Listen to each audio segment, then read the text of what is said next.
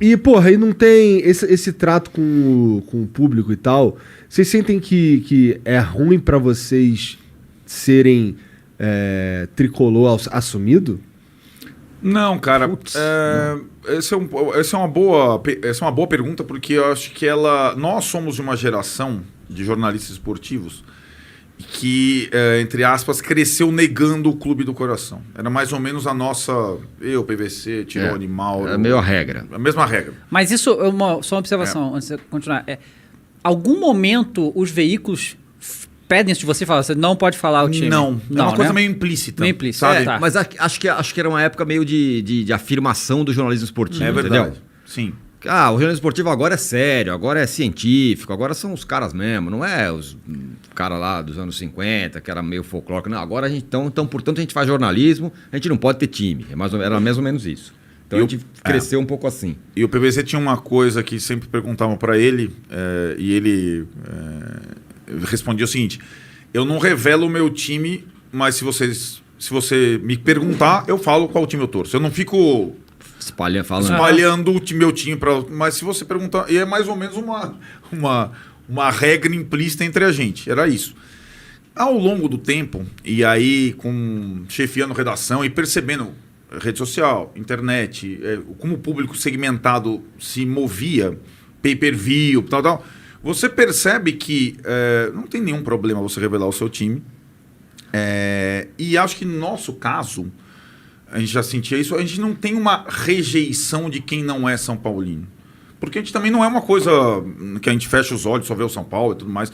A gente tem uma aderência maior com o torcedor do São Paulo, mas tanto que no nosso canal a gente não faz só lives com jogos do São Paulo.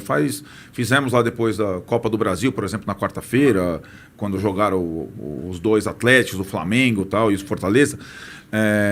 E a gente percebe que tem uma receptividade e digamos, a coisa tricolor ela não afasta. Eu não sei se também aí tem uma questão. Se a fase do São Paulo, que é meio café com leite, que eu acho que conta. Sim, claro, conta, porque... Tá vendo? Entendeu? A fase do São Paulo meio café com leite talvez facilite isso, né? Porque o São Paulo não é o time lá do tricampeonato brasileiro, que aí todo mundo odiava. Mas, pô, os caras só ganham, soberano. Então não é mais isso, né? Então é uma coisa meio, sabe, tem uma certa O pessoal tem um pouco pena da gente. O pessoal tem um pouco pena. É meio exato. Entendi. Porque assim, como o Dave falou, muito... Eu fico vendo todo mundo escondendo o próprio time, talvez por medo de um comentário que você faça ser taxado de clubista, ou qualquer coisa nesse sentido.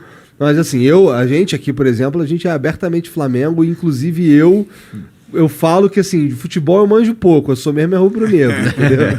Sim, cara. Mas você concorda que... sei lá, 70% da galera que gosta de futebol do time é isso. Claro. Cara, eu gosto do Flamengo, eu gosto do Corinthians.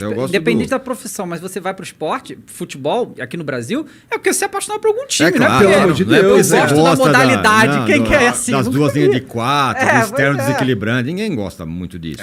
Ninguém. Muita gente não gosta disso, né? É meio inocente imaginar que um cara como o PVC, não tem... O Arnaldo César Coelho não torce pra alguém. Sim. Torce pra alguém. Claro. Né? Não fala o caralho, mas torce pra alguém. O árbitro tem... Acho que esse cara tem uma dificuldade... Esse é pior ainda. Esse é mais problemático. Esse de fato dá pra entender. O cara não ir pro túmulo com esse segredo, cara. Porque qualquer coisa que o cara sopre, ainda mais agora com o VAR, todo mundo vendo e tal, o cara vai dar... Porra, o cara torce pra... né? Esse, acho que o jornalista não é tão complicado. E quando vocês decidiram isso? Tipo, não, vamos... Cara, foi mais... não teve uma decisão, né?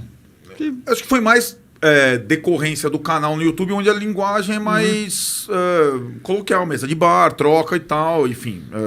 E também assim... E a galera começou a se ligar, né? Que jogava o São Paulo perdia, a gente tava enlouquecido. O Flamengo perdia, a gente... Não, realmente, não jogou bem. As duas linhas não estavam muito fortes dessa vez. Ano passado ajudou, então. Né? Pois é. Ano passado, né? Acho que a galera começou a se ligar. E aí foi. Vambora. Começou a se ligar, ué. Entendi. Foi natural, não teve uma...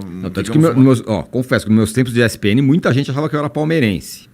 Muita gente. Por causa do sobrenome, por causa do Arnaldo Tironi, que era o ex-presidente do Palmeiras. Arnaldo Tironi é um ex-presidente do Palmeiras. É uma junção dos nossos nomes, né? Então, tipo, e tem o Tironi, tem... E eu sou chamado de Arnaldo Tironi direto.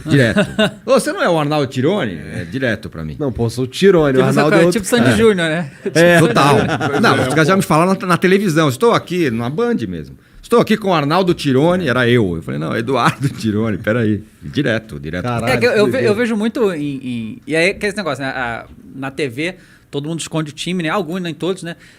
Porque aí tinha uns programas que um era abertamente um clube e os outros não falavam nada. Eu falei, cara, então não é a emissora, tipo, que pede. Porque se um cara tá falando que, eu sou santista, eu sou flamenguista, e os outros não falam nada, não é a emissora que tá pedindo, são os caras que decidem. Mas aí vai pra cobertura da, sei lá, semifinal da Libertadores. E eles mandam, lógico, porque assim, se você pegar um segundo aqui, você descobre o time de todo mundo, claro, tá? Só botar no Google que você acha. E aí eles mandam lá pra cobrir a semifinal e mandam 2 pessoas que são torcedores do time, tipo, mas sem falar, tá ligado? Então, mas aí, nesse caso, eu entendo, porque eu trabalhei no Lance muito tempo, né? Então a gente tinha lá 4 repórteres para cada time, era uma loucura. Nosso Lance era uma febre na molecada. Era uma febre, era uma loucura. Era um jornalão grande, mas que era só de esporte. E aí, cara, R$1. Um real. Eu ia pra escola, comprava na banca. E aí, cara, tinha 5 repórteres de Flamengo, 5 de Botafogo, 5 do Corinthians, era um negócio maluco. E aí, o que a gente fazia? A gente pegava os caras que torciam pros times e colocavam na cobertura do time. Era assim.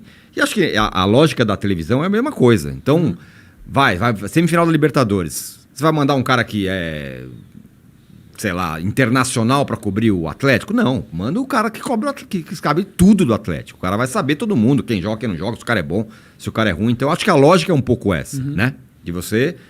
Não vai ter cara que vai saber mais do Atlético Mineiro do que um cara que torce pro Atlético Mineiro, né? Ou do Flamengo. Mas assim, né? Isso é assim mesmo que funciona, já há algum tempo. Mas é diferente de quando a gente começou. Quando a gente começou... O cara tinha que ser meio generalista. Lá no Notícias Populares, e era assim da nossa geração. Normalmente o chefe mandava, você é São Paulino, beleza, vai cobrir o Corinthians. Isso. Era o inverso. E é uma experiência rica também, porque você começa a se envolver no dia a dia, aquele momento que você podia viver no clube, né? Passava o dia inteiro lá, almoçava lá, ia conhecendo as coisas. E é uma experiência interessante também. Tem um outro lado. É verdade. Disso. E que foi mudando aos poucos. A geração Lance era mais ou menos assim. Os setoristas, 5 eram mais ou menos mais ligados a tal clube e tudo mais. É verdade. Entendi.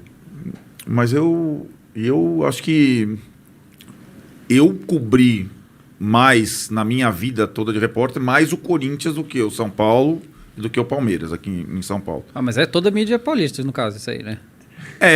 Exatamente. Sim, mas assim, aí depois assim, só para dizer que é a mídia São Paulo, a minha primeira, aí já estava na Folha de São Paulo, a minha primeira cobertura fora de São Paulo foram as finais de 95 do Brasileiro, primeiro Santos e Fluminense, cobrindo o Fluminense, e depois Santos e Botafogo, cobrindo o Botafogo. Quando o Botafogo foi campeão brasileiro naquele ano épico. Filho do rei no gol do Santos, etc e tal.